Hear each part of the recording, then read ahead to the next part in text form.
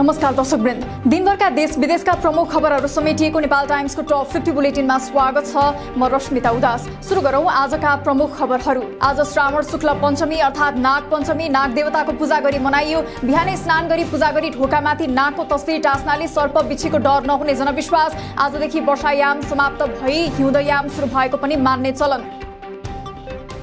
प्रधानमन्त्री शेरबहादुर देउवाद्वारा सबै मन्त्रालयका मन्त्री र सचिवहरूसँग सामूहिक छलफल। वार्षिक बजेट तथा कार्यक्रमलाई प्रभावकारी रूपमा कार्यान्वयन गर्न प्रधानमन्त्री देउवाको निर्देशन।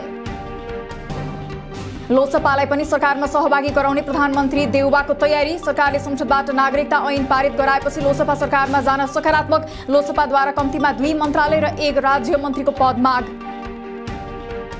बजेट निर्माणमा अनधिकृत व्यक्तिको प्रवेशबारे अनुसन्धान गर्न जाँचबुझ समिति गठनको माग गर्दै परेको निवेदन दर्ता गर्न सर्वोच्चद्वारा अस्वीकार। दरपीठको आदेश विरुद्ध उपभोक्ता हित संरक्षण मञ्चले फेरि सर्वोच्चमै निवेदन दिन पाउने।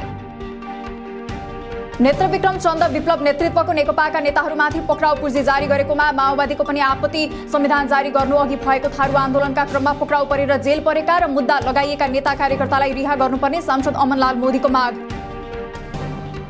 नेत्रविक्रम चन्द नेतृत्वको नेकपाका नेतालाई कारबाहीको लागि पत्र पठाएको भन्दै एमालेको आपत्ति। शान्ति प्रक्रियामा आएर प्रतिस्पर्धात्मक गतिविधिमा सहमति जनाइसकेको दललाई पुनः शान्ति प्रक्रियाबाट बिथोलेर जनतामा त्रासको वातावरण फैलाएको आरोप।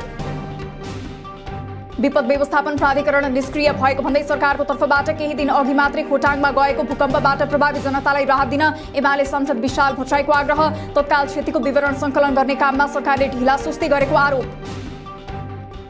जनार्दन शर्मालाई अर्थमन्त्री बनाउनुलाई सत्तारूढ गठबन्धनको निर्लज्ज काम भएको एमाले अध्यक्ष केपी शर्मा ओलीको टिप्पणी। गठबन्धनसँग अर्थमन्त्री बनाउने अर्को मान्छे पनि नभएको तर्क। संघ र प्रदेशको आगामी निर्वाचनपछि नेकपा बिउतिने नेकपा एकता राष्ट्रिय अभियानका संयोजक वामदेव गौतमको ठोकुवा। एमालेसँग आफूहरूको तत्काल एकता भइहाल्ने स्थिति नरहेको स्पष्टोक्ति। पेट्रोलियम पदार्थको विकल्पको रूपमा सरकारको ध्यान नपुगेको नेमखिपा सांसद प्रेम सुवालको भनाई। अन्तर्राष्ट्रिय बजारमा मूल्य घटिसके पनि नेपाली बजारमा घटाउन नलागिएको प्रति आपत्ति। बिजुली भारतलाई बेच्नुभन्दा नेपालीलाई सस्तोमा दिन आवश्यक रहेकोमा जोड। नेपाली कांग्रेसको विद्यार्थी संगठन नेवी संघको नाम परिवर्तन गरी विश्वविद्यालय बिगार्ने संघ राख्नुपर्ने एमाले सांसद योगीराज सुनवारको तर्क। पाका विद्यार्थी थुपारेर प्रधानमन्त्री देउवाको पार्टीले विश्वविद्यालय अस्तव्यस्त बनाएको आरोप। गैराती आफ्नो घरको गेटभित्र बम पड्किएको जसपा सांसद रेणुका गुरुङको दावी। सुरक्षाको कारण देखाउँदै आजीवन निजी सुरक्षाकर्मीको व्यवस्था गर्न गृहमन्त्री र सरकारसँग माग। विस्फोट भएको भन्ने कुनै सूचना नआएको प्रहरीको प्रतिक्रिया। सर्वोच्चले कर्मचारी समायोजन सम्बन्धी सबै मुद्दाको फैसला 1 भदौमा सुनाउने। कर्मचारी समायोजन सम्बन्धी 100 बढी मुद्दाहरूको एकमुष्ट सुनवाई गर्दै संवैधानिक इजलासले 2 सातापछि निर्णय सुनाउने मिति तोक्यो। न्यायाधीशको विधा सुविधा सार्वजनिक सरोकारको विषय नभएको सर्वोच्च अदालतको व्याख्या। विधा विशुद्ध सामान्य प्रक्रिया र नियमित प्रशासनिक विषय भन्दै त्यसलाई सार्वजनिक सरोकारको विवाद बनाउन नहुने जिकिर। कुनै पद खोज्नेलाई आफ्नो पार्टीमा प्रवेश नदिने राष्ट्रिय स्वतन्त्र पार्टीका अध्यक्ष रवि लामिछानेको भनाई। अहिलेका मूलधारका राजनीतिक दलमा पद नपाएर आफ्नो पार्टीमा आउन चाहनेका लागि पनि ठाउँ नभएको दावी। प्रदेश 1 को नामाकरणका लागि दलहरू आफ्नै अडानमा यथावत रहँदा विवाद अझै सुल्झिएन। प्रदेश नामाकरणको सन्दर्भमा एमालेले हलो अड्काउने काम मात्र गरेको प्रदेशसभा जसपा सांसद रामचन्द्र लिम्बुको टिप्पणी। पार्टीका सम्पूर्ण भातृ संगठनलाई चुस्त दुरुस्त रूपमा अगाडि बढाउन कांग्रेस महामन्त्री गगन थापाको आग्रह। युवा पुस्तालाई राजनीतिमा अग्रसर गराउन आवश्यक रहेको थापाको भनाई। स्वतन्त्र र निष्पक्ष निर्वाचन गराउन निर्वाचन घोषणापछि सरकार पनि विघटन गर्नुपर्ने राप्रपा अध्यक्ष राजेन्द्र लिङ्गदेनको भनाई। सरकारलाई जनता र प्रजातन्त्रमा विश्वास भए सरकार विघटन गरेर स्वतन्त्र चुनावी सरकार बनाउने दिशामा अघि बढ्न आग्रह। सर्वोच्च अदालतभित्र देखिएको समस्या आन्तरिक रूपमा पहिल्याउन र आवश्यक परे राज्यका अन्य निकायबाट समाधान खोज्न कानून व्यवसायहरूको सुझाव। सर्वोच्चभित्र देखिएको अनियोलमाथि सम्बोधन गर्न तत्काल सबै न्यायाधीश सम्मिलित पूर्ण बैठक बोलाउन पनि माग। आइएनजिओहरूलाई पनि नेपालको तथ्याङ्क सङ्कलन गर्न दिनुपर्ने एमालेको प्रस्ताव। राष्ट्रिय सभाबाट पारित भएर आएको तथ्याङ्क विधेयकमाथि प्रतिनिधि सभामा संशोधन प्रस्ताव राख्दै विद्या भट्टराई, बिन्दा पाण्डे, बीना कुमारी श्रेष्ठ र तुलसी थापाद्वारा प्रस्ताव पेश। आइजिपी धीरज प्रताप सिंहकै निर्देशनमा प्रहरीले छापामार शैलीमा नखु एकान्त कुनाको वान वे हटाएको भन्दै ललितपुर महानगरका मेयर चिरीबाबु महर्जन आफै गरे पुनः सुरु। वान वे सुरु गरेदेखि दुर्घटना र जाम शून्य भएको दावी। पछिल्लो 24 घण्टामा नेपालमा 5415 जनामा गरिएको परीक्षणमा थप 814 जनामा कोरोना संक्रमण पुष्टि। आजै 279 जना संक्रमण मुक्त हुँदा मृतक शून्य। हाल देशभर 5144 जना सक्रिय संक्रमित। पढे लेखेकै र धनी वर्गबाट बच्चालाई आमाको स्तनपान गराउन हेलचेक्राइ भइरहेको स्वास्थ्य मन्त्री भवानी प्रसाद खापुङको भनाई।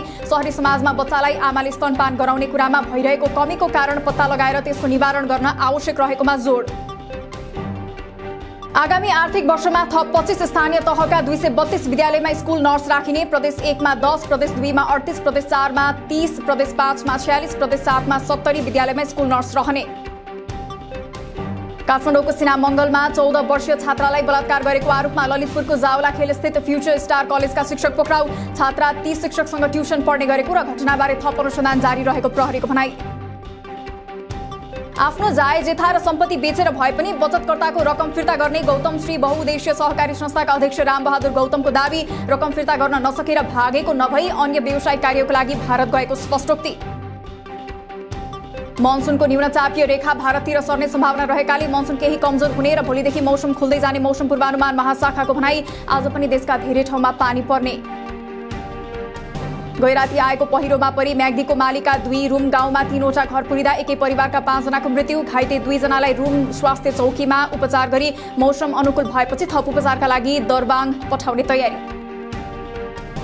नारायणीमा पानीको सतह बढ्यो। चितवन र नवलपरासीको तटीय क्षेत्र तथा सप्तकोशीको चतरा लगायत क्षेत्रमा पानीको बहाव बढ्ने भएकाले उच्च सतर्कता अपनाउन बाढी पूर्वानुमान महाशाखाको आग्रह। लगातारको वर्षासँगै नारायणी नदीमा पानीको सतह बढ्दै गएपछि त्रिवेणी धामको गण्डक ब्यारेजका सबै 36 वटै ढोका खोलिए। पूर्वी र पश्चिम नवलपरासीका 40 बढी गाउँ डुबानको उच्च जोखिममा।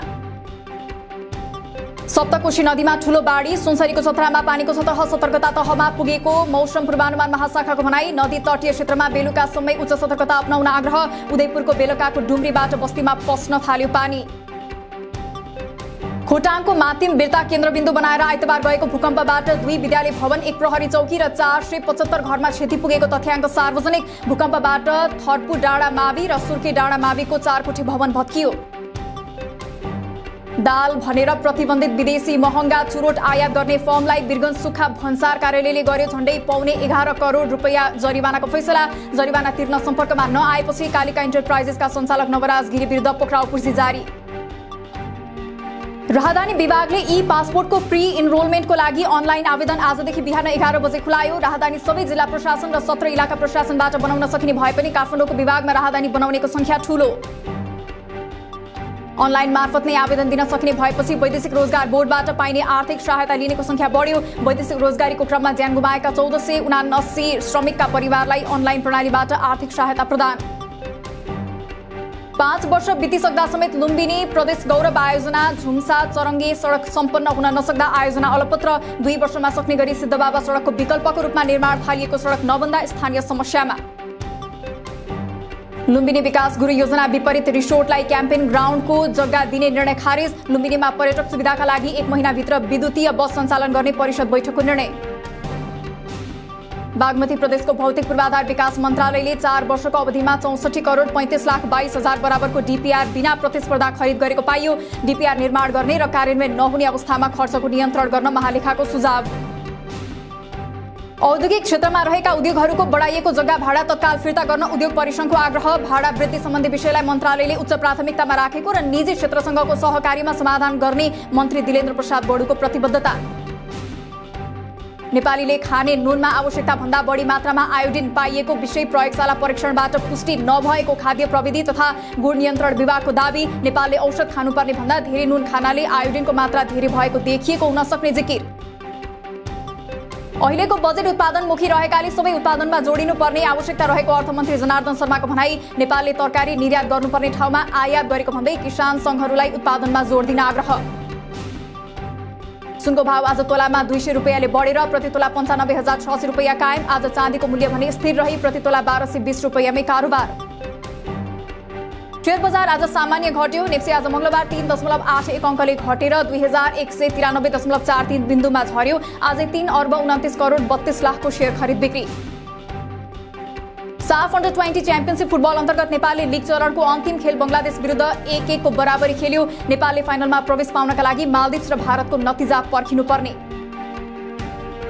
अमेरिकी सभामुख न्यान्सी पेलोसीले ताइवानको भ्रमण गरेमा सैन्य आक्रमण गर्ने चीनको चेतावनी। चीनले ताइवान नजिकै क्षेप्यास्त्र प्रहार गर्ने वा ठूलो मात्रामा हवाई वा नौसेना गतिविधिहरू समावेश हुन सक्ने आशंका। अमेरिकाको पूर्वी राज्य केन्टकीमा भीषण वर्षापछि आएको बाढीका कारण 37 जनाको मृत्यु, 100 भन्दा धेरै बेपत्ताहरूको खोजी जारी, 12,000 भन्दा बढी घरमा बिजुली आपूर्ति ठप्प, मृतकको संख्या बढ्न सक्ने। आतंकवादीको सूचीमा रहेका अल कायदाका प्रमुख नेता अयमान अल जवाहिरी मारिएको अमेरिकाको दाबी, अफगानिस्तानको काबुलमा आइतबार भएको हवाई आक्रमणमा जवाहिरी मारिएको अमेरिकी राष्ट्रपति बाइडेनद्वारा पुष्टि। भारतको दक्षिणी राज्य केरलामा युएईबाट केरला आएका 22 वर्षीय युवकको मंकीपक्स भाइरसबाट मृत्यु, मृतक युवकको सम्पर्कमा आएका 20 जना निगरानीमा। पूर्व प्रधानमन्त्री इमरान खानको पार्टीले विदेशबाट अवैध चन्दा लिएको पाकिस्तानको निर्वाचन आयोगको ठहर, यो सँगै खान र पीटीआईलाई राजनीतिमै प्रतिबन्ध लाग्न सक्ने आशंका, पीटीआईद्वारा आरोप अस्वीकार। र पाकिस्तानमा एउटा सैनिक हेलिकप्टर दुर्घटना हुँदा लेफ्टिनेन्ट जनरल सहित 6 जनाको मृत्यु, उक्त हेलिकप्टर सोमबार साँझ खराब मौसमका कारण दुर्घटनामा परेको अधिकारीहरूको भनाई। दिनभरका देश विदेशका प्रमुख खबरहरू समेटिएको नेपाल टाइम्सको टप 50 बुलेटिन अहिलेलाई सकियो। हामी भोलि फेरि टप 50 समाचारका साथ उपस्थित हुने नै छौं। नेपाल टाइम्सको युट्युब च्यानल सब्स्क्राइब गरिदिनु भएकोमा र फेसबुक पेज लाइक गरिदिनु भएकोमा धन्यवाद। ताजा खबरहरू नेपाल टाइम्सको अनलाइन पोर्टल www.nepaltimes.net मा पनि गएर हेर्न सक्नुहुनेछ। नेपाल टाइम्स हेर्दै गर्नुहोला। नमस्कार।